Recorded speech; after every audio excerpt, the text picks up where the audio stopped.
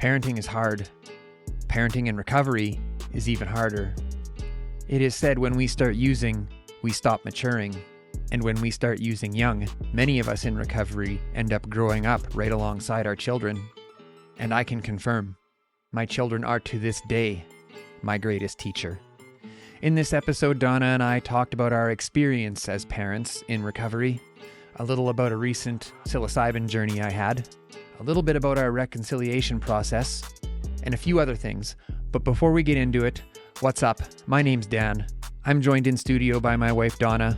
We're podcasters, keynote speakers, and advocates. And this is Hard Knocks Talks, your addictions podcast. Now, let's get into it.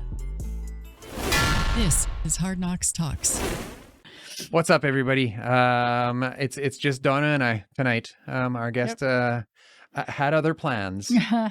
Yes. Well, the universe had other plans. The universe. With our guests. We're not. Just not sure what those plans were. Yes. They just did not align with ours. Yeah, so. That's true. Yeah. So we asked Onyx if we can smudge on camera, and she says no. Sacred medicines should not be put on display. Display. That makes perfect sense to me. Now, hang on. Now, does that mean that my little table? I'm going to put it on camera. Oh, it's not on my Stream Deck for some reason. The universe has removed my ability. Oh, it didn't. Oh, you can't. Well, you can kind of see. I have a little table over in the corner there, with all of my spiritual, tools? Yeah. Tools. Yeah. Assets. I guess it's not assets. I guess it's not really. It's not on camera completely. A little bit. Anyways, okay. Yeah. So I recently went on Journey, Mm-hmm. and I came back, and we had a bit of a rough go there, and I chalk it up to healing being hard. Fair enough. It's very hard, Yes. and sometimes things don't go as planned. And I was walking in the kitchen, I got a little bit lightheaded, and I went down, and the family was very scared, Mm-hmm. but Mm-hmm. nothing to worry about. No. And now that the initial shock had kind of worn off, it took some time for that to dissipate for me. But I mean, it brought up a lot of old memories. And there was like this knee jerk, what if I had lost you? Mm-hmm. And, like the way that it looked like you were having a heart attack on our table. And, it scared me to the core. And it's amazing how quickly your brain can just like take over, and what if this, and what am I going to tell the paramedics? Like, Yeah. he was okay, but he went on Journey last night. I don't know if this is part of that or what, so your brain just so quickly spins and catastrophizes. And then I'm angry.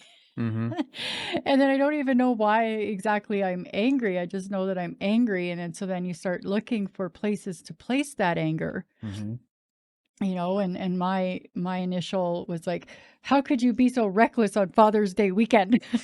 I didn't even compute that at the beginning. So yeah, but I mean, now was, it's kind of laughable, but in the moment it was very terrifying. Yeah. And I was in excellent hands. I was in excellent hands. The entire experience that I had, and we both know that. Yes. So this is, I mean, we learned from this, and I'm probably going to have a cool scar. Yeah. I cut my eyelid open, my eyebrow open. So, and honestly, I'm a little bit excited I like that. I think that's cool. A war wound. Yeah. Like I've got one on, I might actually be here when I got headbutted in the mosh pit at 9-inch nails. Yeah. Yeah. So this one, now I got a bigger one here. God creator's like, that's nothing. I'll show you a scar on your eyebrow. Yeah. Yeah.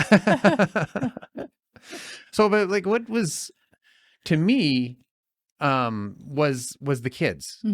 No, being parents in recovery. Now Graydon remembers. There was times, and I remember one time specifically where Onyx says, I heard that women find scars sexy. Is that true, Donna? Well, yeah, it is. Yeah. So now I'm sexier. Now you're sexier. Yes. Hey, see? Yeah. Win-win, I Yeah. suppose. I just could have done without the display of the like Yeah. convulsing. Well, hey, table. sexiness doesn't come easy. Okay. You think this just happens? Fair. Yeah. So, but anyways, like I was saying, it's troubling a little bit, you know, when he sat there and it didn't even seem to affect him. No. You know, in the moment, he was so worried about a toy that he had lost that yesterday. Yeah. You know, but then I remember back, I mean, he saw us like fighting, like physically fighting, you know? Yeah. And I remember that. And I wonder if that has sort of conditioned him in a way, you know? Yeah. So I'm grateful that we were able to talk about this, you know, like, and in the morning, yesterday morning or this morning, I guess, like he admitted like, he wasn't angry or he wasn't upset. And after everything was explained. And so, but parenting and recovery is hard. There's a lot of guilt involved. Yes. You know, and like for you, for example, and I remember I used to be so hard on you. And I remember when we first started co-parenting, and I said to you, you have to take control or he'll make you his bitch and he'll sleep great. Like he will not care. He's like 4 years old, right? Like they don't know how to care about other people yet. Yeah. So like maybe you can tell us a little bit about that, coming into being a parent in recovery and coming into a place where you have to, you know, have that iron fist sometimes, despite the guilt that you may hold, you still need to like step up and put boundaries in place. Well, I don't think I excel at that. I'm a pushover, except for there are those moments where like I've reached my breaking point, and then I break and I kind of snap, and then the guilt. New guilt. Yay. Yeah. Getting sick of this old guilt. Yeah. Yeah. So there's just that constant questioning of, you know, like what sort of trauma am I inadvertently imposing on my child by, you know, yeah. And I tend to be very, I don't know, caught between these two worlds of old parenting and then that new parenting of, you know, let children be children and, you know, all those sorts of sentiments. And, you know, on the surface, they make a lot of sense. You know, like you listen to Gabor Mate and all these. Man, there's been times where I've shut him off. I just shut it off like, screw you. You know, come raise my kids then. Let's see. Yeah. Well, and that's the thing. Like, you know, I have tried some of those techniques, the gentle parenting and you know, and even we consulted with our friend Dion in BC after a particularly challenging interaction I had with Grady, you know, and her advice, it made sense. It was very, I can do this. And then I attempted to do this and it didn't work. Yeah. So it's very frustrating, you know, and you often feel sort of inadequate. No matter what you do, it's not the right thing. So fuck it. Just gonna yell and scream. Yeah. Well, and like for me, it's the other way. Like I noticed with you, you're a lot more passive than I am, a lot more. And I'm not saying that that's to detriment. I mean, maybe it's good for our children to have both sides of that. You know, they can run to one or the other. Sometimes they crave boundaries and they need to be controlled. And I think in a certain way they understand that it makes them feel safe. But sometimes I think I go the other way because like I was absent. I know what that's like to be absent, both when we still had Graydon back in the old days, like I would be gone. Like I didn't participate in his life hardly at all for the first 3 years, you know? And that was all left to you. And so now that I'm back, I feel like I need to like teach, like, this is how you live, you know, and the world's not kind and there are boundaries and you have responsibilities. And if you don't do them, you will be punished, you know, but it's not true by though. the world, by me. Yeah. I'm the world. I am part of the world also. So it's all by the world. So, but then I end up feeling guilty sometimes because I go too far the other way. Mm. So, you know, I've heard, no, I don't know about often, but I have heard you say, I need a drink. Have you ever like actually meant that? Like when you say that shit out loud, is that just like venting, or are you like confessing it, saying it out loud so that it's like away from you? I've a mixture of all of the above. Yeah. I mean, there are definitely moments where, you know, if my old lizard brain was able to just take control of my body, I would be out there probably having a drink. Yeah. Yeah. Yeah. Yeah. There's been a couple of times where I'm like, a glass of wine would be great. And then, but, you know, I have the wherewithal and sort of like the capacity to be like, whoa, that's not going to fix anything. In fact, that's just going to make things a million times worse. So let's just not do that. Let's make a coffee. And then you get on my case about making a coffee. You drink so much coffee though. It's like 8:30 at night and you can hear the coffee pot gurgling away. Nice, good night cup of coffee. Like, well, I find coffee very comforting. I'm sorry. yeah, well, no, you know. Some people like to eat a piece of chocolate cake. I like to drink some coffee. Yeah. So, yeah. Because like it doesn't affect me in the same way like I think that it affects you. Yeah. You know, It like doesn't put you in a ball of anxiety on the floor? No? No, it's comforting. Yeah. No, Yeah. I don't. It's like a warm blanket. I actually, but anyways, yeah, like where do you go from there? Like when you're at that place and you like can't handle it anymore and that thought comes into your head, like what do?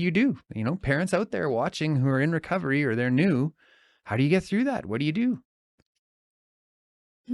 I try to dial it back and you know think about the fact that like basically this too shall pass. You know, as hard as this is,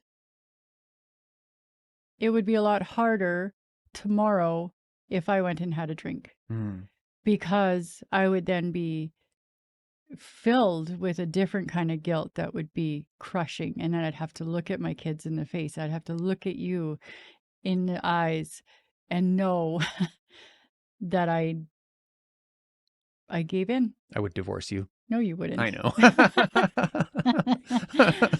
But more importantly, you know, it would be I'd have to look at myself in the mirror. Yeah. With that awareness that I had a weak moment and like that, that's not to say that it's not okay. As long as you can come back from that and not dwell in it and then it, you know, sort of compound and then just continue that cycle and then it gets worse and whatever. But I just, it's literally brakes on, hold on a minute here. That is not clear thinking, you know? Yeah. And what about you? It comes to a place where I have to just surrender to it because I was saying before, like you, as a parent, you can't just walk away. Like I can't just like leave this house. I'm going to be back. I'm coming back when you calm down.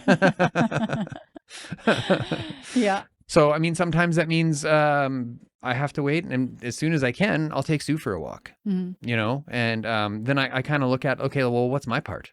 What's my part in this? You know, did I overreact? Am I being too strong or not strong enough in the right way?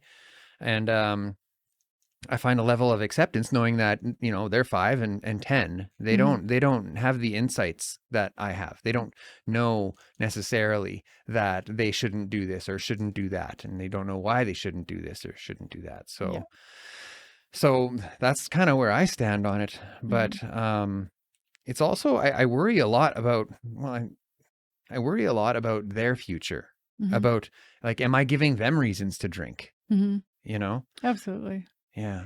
Not that you are, just absolutely. That's the question. Well, I absolutely might be. There's been days, I mean, you've seen, like, I'm not a perfect parent, you know?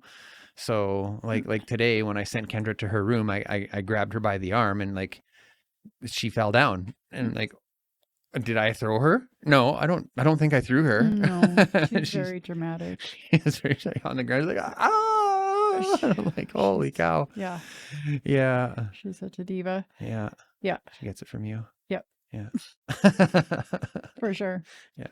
Onyx says, to teach our children emotional mastery in in helping them learn how to manage stress in this crazy world. Mhm. Yes, and that's something that, our son's principal and guidance counselor have said that he's very good at looking inward. Yeah. And I think maybe that might be just, maybe he's just good at that. But I mean, also, like, I'm not afraid to tell him how I feel on the inside, Mhm. and I ask him, like, and he loved the emotional wheel. What's that? The wheel of emotion wheel? Yeah.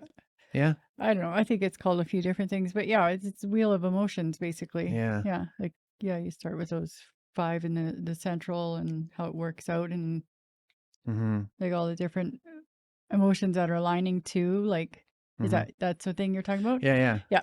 Yeah. That's been a pretty useful tool, and it kind of got lost in the move. I think we should print another one off. Yeah. Yeah. Yeah. Yeah. And I'd like to start introducing Kendra to that a little bit too, because she has, yeah. Well, and I think part of it might be that, like, what might escalate is that they don't know how they're feeling. Like, they don't understand. Like, how do I identify this? Like, I'll tell you, and last night, or no, on Friday night in Journey, when I don't know what's happening, like at a fundamental core level, Mhm. and if for anyone that doesn't know what we're talking about when Journey, like, I work with a medicine woman, a shaman, and I go into ceremony and we work with plant medicines, and I've had some very powerful and very painful but very healing experiences, and yeah, it's not a fun time for me typically. I'm sure that in the future there will be times that are pleasant, but this last one was not. But it makes me reflect on how much not knowing can escalate something that's already challenging. Mhm. Mhm. So that's, I think the emotion wheel is very useful. In it that could be a de-escalation. I'm feeling this. Oh, it has a name. Oh, I know that name. That's Yeah. familiar to me. So, and that's just me, the untrained. Like, I'm not a child psychologist by any extent of the imagination. Please don't go and try this, and I don't know, or maybe do. I don't know. Anyways, we got Barb F saying, you want to read that one? Sure. You're showing them recovery is possible and that we're all human. The quest for perfection is wrong. How to get up from mistakes is more important. Mm. Mm-hmm. And I've actually taught that to Graydon before. Mm-hmm. There's another one here. Barb's got 2 down. Hearing you two discuss the challenges helps me understand how my own folks felt and acted when Dad got into recovery. Thank you for sharing this. We don't have a choice. Our guest didn't show up.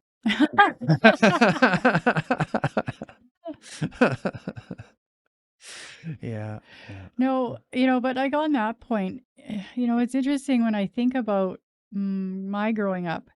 I had a certain lens on things, and there was a certain way that I interpreted things, and that I carried through in my adolescence and teens and 20s and different things. But now that I'm a parent and I've got this lens, it's like, oh, I'm sorry, Dad. now shit makes sense. Yeah. And I'm so sorry. Like, Yeah. how I misinterpreted these things and how my perspective was just so askew. Yeah. You know? There's one memory. Well, there's a few memories, but there will always, I've always held on to this memory of when I was 16 years old, and my mother was in the backyard at the house I ended up buying there, and she was building a fence, and she asked me for help, and at that time, being with my friends was genuinely more important in my mind. This was like, I need to be with them. Than to stay home and help my mom build this fence. And I remember her working away and like being like very upset that, and not yelling, not screaming, just being very upset that I had the audacity to just be like, no, I gotta go, see you later, just to go play hacky sack and smoke weed with my friends. Yeah. So, but now on the other side of that, like, I'm already coming into that with Graydon, with he'll go to school and he'll make plans to play Roblox with his friends on my work computer in the middle of the workday when I'm working on it. And then he gets upset because now his friends are going to be let down. And I have to explain to him, like, what about us? You know, like what about what I need as your father to bring stability to our family? And I don't say it like that, but Mhm. you know, that's the sentiment, you Yeah. know? So that's it. You're right. Like my lens is definitely changing, and I'm terrified that he's going to turn into me. Well, there's glimmers of hope. Like, what about the other day when you were working on the Pride float, Mm-hmm. you know, and he decided he'd rather go to the skate park, Mm-hmm. but I'm not sure exactly what you said to him. Well, I'll tell the story. I'll Okay. tell the story. So, I went to, that's what happened. He made plans to play Roblox on, you know, which wouldn't be a problem sometimes, you know, like he's allowed to play on the computer with his friends, Mhm. but it's like, he made that plan. He's like, well, I'm going to go to the skate park then. I'm like, well, we need to work on the Pride Parade float. Like that's coming up fast. And like, I need your help, you know, and this is a great opportunity for you to learn. Mhm. And he's like, well, I want to go to the skate park. And he's like, well, I know how to work already. I'm like, then why are we having this conversation? Yeah. Because like working, like knowing how to work means knowing when to work, Mhm. when you need to work, when you have responsibilities, you work, Mhm. you know, and he got it, but he held on to it though. He's like, when do I have to be home? I'm like 5 o'clock. But if you go to the skate park, know that I will be disappointed in that you've let me down. Mm. I said that to him. He's like, okay. And he went, and I heard the scooter go across the deck. Mhm. I heard the gate, you know, and then not even a minute goes by. And I hear the scooter again coming the other way. He comes in the back door and he comes in the studio crying, bawling. Mhm. And he hugs me. And I said, it hurts, doesn't it? You know, with love, Mhm. not like spitefully, Yeah. you know. And he said, and he went like this. And he's like, I said, that's called guilt. Mhm. And I said, do you want to help me build the float? He's like, yes. Yeah. So we went out and we had fun. Mhm. We had a great time, and he learned how to use the square and to measure things, and these things are so important, you Mhm. know. And I'm afraid like because that's what my grandpa did for me. Mhm. My grandpa laid some dirty guilt trips on me back in the day. I don't want to work. He's like, okay, fine. See you later then. Like, no, grandpa, I'll come. Nope, too late. See you later. And he'd like leave, eh? Like, But it's interesting, you know, because I remember it wasn't all that long ago that you expressed concern with Grady and that you weren't teaching him enough and you weren't, or he wasn't picking up what you were laying down or something. There was something going on there that you were concerned with, you know, and so it was interesting to hear that development because I wasn't here when that happened, but also for you to acknowledge that maybe we're not raising a monster or something is what you said. Yeah. So, Well, I you mean, know, but I think I do remember saying at that time, like, give it time. You're doing a great job. You just got to give him time to come around, you know? But I Yeah. think that's, Well, that's one of those things too, where it's like when I tell you you're beautiful, it doesn't have the same effect as if like a stranger told you you're beautiful. Like you have to say that. You know what I mean? So I think that goes both ways. When you're like, you're a great dad, I'm like, you're just saying that because you have to. you know, I don't say anything even if I have to. You know what I mean? Like Yeah. I don't give compliments lightly and I don't Yeah. say anything I don't mean. Yeah. You know what I Unless mean, I'm though? mad. Yeah. like last night Then and a this whole morning. bunch of garbage might come out. Yeah. But Yeah. Mad or scared. Yeah. yeah. Yeah. Well, mad comes from fear, right? So Yeah. Yeah. yeah. Barb says, great conversation is happening with or without a guest. Thank you both. Well, good. So, I wrote this down and I'm glad I did. Laura Lawrence. Man, she's a great author. Holy cow. She's a children's author. If you haven't checked out Laura Lawrence's children's books, you should. They're great. Yeah. Yeah. She's founder of Youth Matters. Youth Matters. Yes. Yes. They do presentations at high schools and different things. I was a speaker for her last year. You were. It was a good, like, man. Yeah. It was. Did you know she took Woman of Distinction? I didn't. Award? When? Yeah. Just recently, she was awarded Woman of the Year, Woman of Distinction I always knew that. through YWCA's whatever. I'm not familiar exactly what, but it's a big deal. It's a Wow. big deal, and she Yeah. won. Anyways, the Yeah. reason that I bring that up is because she when in that episode, I told her, like, I'm scared that I'm screwing these kids up because, like, in early recovery and even to now, like, I have a problem with social media. Mhm. I do. I totally understand that I have a problem with social media. I'm on there way more than I need to be, and I hide behind the shield of, it's for work, you know? Oh, I'm working. And you know, a lot of times I am, but I don't always have to be doing that at 8 o'clock at night. Mm. So, but all that to say, she said to me, she's like, Dan, we're kind of meant to do that. Like, we're meant to show them the world how it is. We're Mhm. meant to be not perfect. We're meant to let them be around people who aren't perfect. Mhm. You know, like when you yell and it's not so important. Like if you yell or if you throw something or if you whatever, you know, whatever those inappropriate behaviors are, showing them how to get back up from that Yeah. is what's really important. And that was said here in the comments. I forget who said it. Mhm. I think it was Onyx. Mhm. So that's sort of something that helps me rest a little bit easier, you know, like Mhm. I don't necessarily, like, of course I need to work on who I am and becoming a better person, you know, and becoming a better experiencer of the human condition. Yes. But perfection is not necessary. No. You know, but progress is. Yeah. Because that's what teaches them Mhm. that fundamental way of moving forward in life. Mhm. This is what Dad did. Mhm. This is what Mom did. They were here. Now they're here. They can do it. I can do it. Yes, but also the importance of having a conversation, you know, identifying like, listen, I didn't handle that maybe as best as I should have, Mhm. you know, helping them make those connections as well. That like, yeah, there's going to be times where our emotions get the better of us Mhm. and we may say or do something that we regret. But, and, you know, like I know in the past and even maybe to some extent now, you know, there are times where my nature is just to be like, that didn't happen and I'm just going to move on.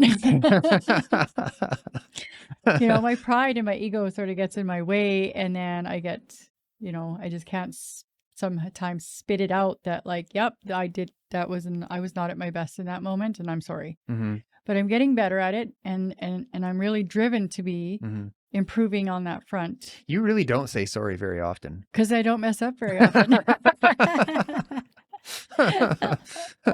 It was, oh man, earlier in our healing journey, I was like, I needed you to say sorry so bad. Mhm. And even when you did say sorry, I was like, you're doing it wrong.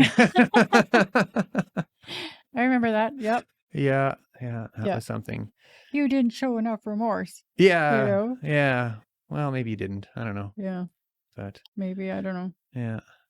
So But anyways, that's your opinion yeah. or your assessment of things. Yeah. You know? Yeah. So you But can, speaking of like the early recovery part and like the apologies and different things like that, you know, like it's, it's like, I don't know, like when we were so sick, like we were so incredibly unwell, you know, like I didn't ask for an apology from you. I didn't expect an apology. I didn't want an apology because I saw through my own like you know work on working through the guilt and the whatever that was continuing to keep me sick. mm-hmm. I had to come to these terms that you were just as sick. So how could I forgive myself without forgiving you? And in that, I expected nothing from you. Mm-hmm. So Let's take a quick break. Read out tonight's sponsors. EHN Canada, Canada's leading provider of mental health and addiction services, providing evidence-based and medically assisted care with 1-year wraparound services for those suffering from substance use disorder. To learn more, find their link in the show notes below. Pine Lodge, the treatment center I went to 7 years ago when I got sober, offers inpatient addictions treatment and aftercare programming in Regina, Saskatchewan. To inquire about services or make a donation, 306-510-1891. Are you affected by someone else's substance use? Family and friends can be okay and do recover. Naranon can help. Contact Ronnie at 306-731-7573 for meeting information. Métis Nation Saskatchewan has announced its path to pursuit of self-government. As an MNS citizen, I am proud to see my government fight to protect my rights. This is our moment. To learn more about the treaty and our path to self-government, go to ourmoment.ca. Wellness News, Choice for Healthy Living, is a local resource that works to connect people to health and wellness-related products, services, and expert advice from industry professionals, locally allowing us to connect and engage. Check out wellnessnews.ca or skwellnesshub.ca today to learn more. To make contact or learn more about today's sponsors, to check out our new merch, or if you want to show us some love and buy us a coffee, all of those links are in the show notes below. Remember when my step 9 showed up in court? I do. Yeah. Yeah. So anyone that doesn't know, like, she's like, I don't want an apology. Well, I'm like, I didn't know that she didn't want an apology, but in step 9, I was a program. I'm still a program guy, but it's about making amends. So and some people decide to write these things out, like, this is what happened. This is why I did what I did, and I'm sorry. And this is why I'm sorry. And this is how I'm going to change my behavior and all the things. And I read my step 9 with her, and that's actually where I got that plant. There's a little plant in the corner of the studio, and legend has it that the original from this clipping that I got is in the hospital room that Bill Wilson died in. That plant was in there, and someone took a clipping off of it, and it's just sort of slowly spread. And I got a clipping of it after that. It was very challenging for me, and very healing for me at the time too. But it ended up in a courtroom. Yes. Yeah. But the reason for that being is at that particular time, I was starting to get some access to Grady and more time and all these things, and things were like on this path. And then you gave me a card that said you were super proud of me and all these things. You did the amends, and it fell apart. It didn't just fall apart. It blew up and hardcore, and I was so confused. And so there was like this, we had to show the judge that things were okay for at least a little while. And this is why I assumed things were okay for this little while, and this was the pattern. And we had to establish that to approach, to be like, I deserve to basically go back to that point, not have to work from the ground up again. We need to go back to this point, right? So that's the reason why that ended up in court. Did I feel good about that? No. But it was like I felt like my hand was forced in that situation. Yeah, that got messy. Yeah. It got really messy. So but yeah, cheers for us to come back from that. That's crazy. It is. Yeah.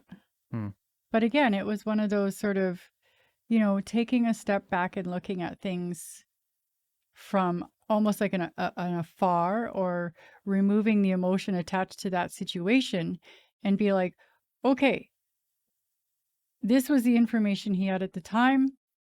He believed he was doing right. This was the information I had at the time. I believed I was doing right. Would we do things differently now with the information that we have? I think so. Right? And so from that, we can forgive what happened in those moments. So. Not very many people come back from stuff like that. No. Do you ever apply that to your parenting? Yeah, loosely, I guess. Things happen so fast now. There's very little time to process and like, I would say more so I apply that sort of mindset when I'm triggered, for the most part. It's like becoming the observer. And that way we can make a more informed decision, or more informed, like, this is coming up, and it's like, nope, that's not going to serve me well. The observer as compared to what? The experiencer. Yeah.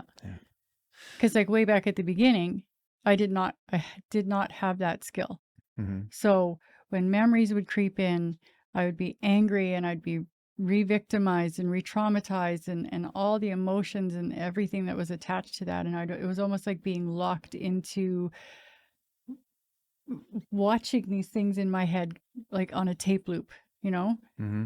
And then through some work with like meditations and different things and, you know, becoming the observer and removing the emotional attachment to the memory, Mm-hmm. I was able to move away from that. It took a long time and it took a lot of work. But now, even in the work that I do outside of this, I come face to face sometimes with like people and things and situations that are very reminiscent of things that happened to me. Mm-hmm. But I can separate myself enough Mm-hmm. to not be dragged back into it. Yeah. Yeah. Does doing the work you do make you more scared as a parent? Like when you see the people that you see and the hardships that they're having and the maybe the mental health challenges that they're having and the lack of support Mm-hmm. that's out there to help these people, Mm-hmm. do you get scared for your kids? I do. Yeah. Yeah. Yeah. I get scared for the folks who are out there still struggling. Mm-hmm. I get scared for all the generations below, you know, coming up. And yeah, it's really terrifying to see the reality of what's going on out there. You know, Mm-hmm. like it was bad when I was out there, Mm-hmm. but it's just a whole other level of terrifying out there, What you do you know. think's driving that? Lack of services, lack of support, you know, Is there less services now than there was when you were out there? I think that there is. Because there was already, I mean, you go back and if you look back in our archive, you can find Donna's story. And it seemed like the only way that you were able to claw your way out was when you got pregnant. Mm-hmm. And then they cared. Mm-hmm. Yeah. But even at that, like that doesn't make a difference anymore. I mean, it does in some ways, Mm-hmm. but not like it may have 6 years ago. Like there is just such an increased demand on the system. Mm-hmm. And my understanding from some conversations that I've had is not a lot, but a fair amount of it has to do with a lot of people have come in from, you know, outlying communities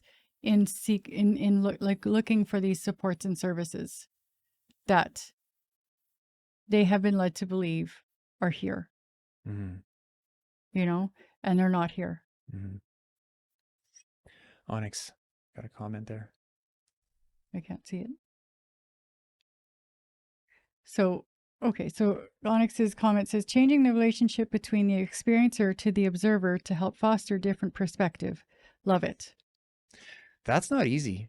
And in fact, I forgot all about that. Hmm. I forget when I was clued into that. And I think it was after my last ceremony. Hmm. Onyx taught me about that. Mm-hmm. Well, we'd had a few conversations about that because you were like, I don't get how you can do that. Yeah. Yeah. I can't get out of the experience, Mm-hmm. you know, Mm-hmm. and start observing. Mm-hmm. And that's something that's going to take a lot of work. And quite frankly, I forgot to work on it. So, parenting is hard. Yes. Yeah. Well, like for me, I found that, you know, talk therapy and different things weren't like hugely beneficial. And Peer in fact, support. it kept me in the loop of experiencing. There Hmm. was no, like, as I went to a trauma-informed counselor, I went to an addictions counselor, you know, but I was constantly talking about all these things that had happened, but there was no sort of resolution. So I'd leave the appointment feeling just disgusting, like Just back in it. just right back in it. And you know, I was pregnant, and I knew I had this awareness that these negative emotions and the different chemical things that were happening in my body would be negatively impacting the baby. Mm-hmm. So I finally reached this level of like, this isn't working. Mm-hmm. What can I do differently? And like, I have to do something differently. Mm-hmm. And so, you know, in talking to Wendy, she turned me on to a few different meditations. And then I just went on this mission to find the answer, To look forward. to look forward and just what can I do? Like, how can I get out of these emotions? How can I move away from this? And I found this one guy whose name I can't remember, and um, I thought it was Alan something. And I have searched and searched and searched for this guy. He talked about red light emotions, and he talked about working with trauma clients. And he would say to them, like, why do you continue to go back there? What is it serving you? Like, so posing those sorts of questions. And I started to think about it. And that's when I had that realization that, like, I was allowing my abuser to continue to abuse me and to continue to victimize me. And then that was that catalyst moment where I was like, no, you're not going to get the better of me. I wouldn't let you get the better of me out there. You're not going to do it now, you know? And so from that point forward, and it was like, you know how sometimes things come up on your feed? It was just like boom, boom, boom. Things I needed to see, things I needed to hear. I was into binaural beats and theta waves and solfeggio frequencies and, different types of surrender meditations and visualizations. Like I was like brainwashing myself. And one of my favorites is one called Surrender by Jason Stevenson. I still listen to it, like it is such an impactful way to look at things, and it's all about perspective and acceptance and surrender. And it's just the way he frames it and the way he explains these crazy attachments that we make as humans and the way that we try to control all these different things that are oftentimes way beyond our control. There's no point in getting upset, right? Like there's just like one of the examples he uses is like, you could be the most charismatic person in the world, and the person that you really want in your life just may not be attracted to you. You just have to accept these things.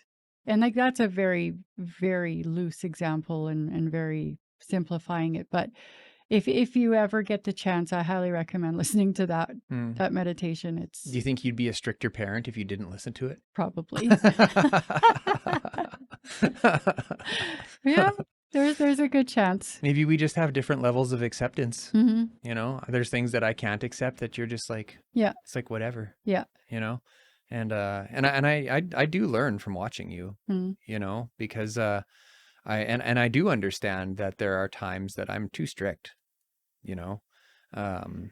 You've gotten a lot better. Like when Oh, really? Well, when Kendra and I first moved in. Oh, that was hard. That was hard. I have a new hardest point of my life since Kendra moved in. Oh, that was rough transition. Yeah. That was really hard. It's like, you do know that at 6:30 she turns into a tornado, and Donna's like, "What do you mean?" Like, and she's like bouncing upside down, and her head is spinning around, and Donna's like, "What are you talking about? That's just how it is." I'm like, oh my god, you already gave you notice. It's your old place, right? So, but I mean, and I've said it many times before, that little girl is one of my biggest teachers of myself, of how to find tolerance and acceptance, and, the incessant repetitive singing and the incessant bouncing and dancing. And it's a 5-year-old girl. It is. And like the way that I look at it is that's just joy. It's just pure, unadulterated joy. There's freedom and safety and security. There's nothing malicious about it. Like it's just, she does malicious things. 100%. She does. There are 100%. There are times, yes, but especially earlier on, this was just her being a beautiful little human being. Full of happiness and love and joy and just wanting to share it with the world. And like, I'm not sure I regret the way I acted, like, because I do believe that we all do the best that we can with what we have at the time. Did I act appropriately? No, not always. I was way too strict sometimes, but at the same time, there are lessons to be learned in the ways that we act, like I said earlier, you know. Mhm. She needs to understand that it's not okay to just sit and dance and sing at the table when we're Mm. all trying to eat and have conversation and stuff like that. Mhm. So I'm not sure if any of my teachings landed with her Mhm. because she still does it, and it's like 2 years now. Mhm. So, but what I am learning though is that, like with Graydon, for example, now he's getting older and his behavior is changing. Mhm. Now, did I have a part in that, or is he just growing up? I don't know. Well, I think it's a combined thing, Hmm. I definitely. And that's what I was just gonna say, as far as Kendra goes, is it's time, These Hmm. things don't happen overnight. It Hmm. takes time, and then there's that maturity component. Like, Hmm. they need to have the capacity to understand, and that sort of that beginning of the development of the consequence-based thinking, right? Hmm. Hmm. So, Hmm. I think that I think that not all hope is lost. No, I think we have a couple of great kids. We sure do. Yeah, yeah. And like even today, like I said, there's a couple of poops in the backyard, and Mhm. he went and picked them up. Just, Yeah. he's just like gotten used to that. That's just his job. Yeah. So, which is amazing because I hate picking up dog poop. So, Yeah. anyways, it looks like we just about filled an hour. Mhm. Yeah. Mhm. Is there anything else that we should hit on? I don't know. I mean, we could probably talk a lot longer About what? about a variety of things, siblings and different things. Like, part of the thing with the kids, Mm-hmm. like when we first moved in, because there was the pandemic. Yeah. Not sure if I'm allowed to say that. Yeah, we just got demonetized. Sorry. There was that thing The that happened, schmandemic. The schmanpembic. and then, so I was so I don't know if focus is the right word, but I was definitely prioritizing them developing a good relationship. Mm-hmm. And if that meant running wild and naked through the house, as long as they weren't like putting holes in the walls and destroying things, Mm-hmm. have at her, guys. Mm-hmm. Because, like, to me, it was paramount that they build a good bond. I really wanted to make sure that. Mm-hmm. That's funny. You say that running around naked. I very soon, like shortly after you and Kendra moved in, I made the connection. I'm like, it's like living with a miniature drunk chick. It is. Yeah. Because like she'll be like 1 minute she's fine, and the next minute she's like, I love you, and hugging you, and then the next minute she's naked running around the house, Yeah. and then the next minute she's like throwing potatoes across the room. And then she's crying. Yeah, Yeah. yeah. Oh, there's the responsibility alarm. Yeah. Yeah. Yeah. It's 8 o'clock. Yeah. But one of the other things I don't know if I've ever mentioned as far as the kids go is, like, I'm so, so grateful for them, because both of them basically saved my life. And you said before, like, oh, it's not fair to put that on them. And I get it. I get it.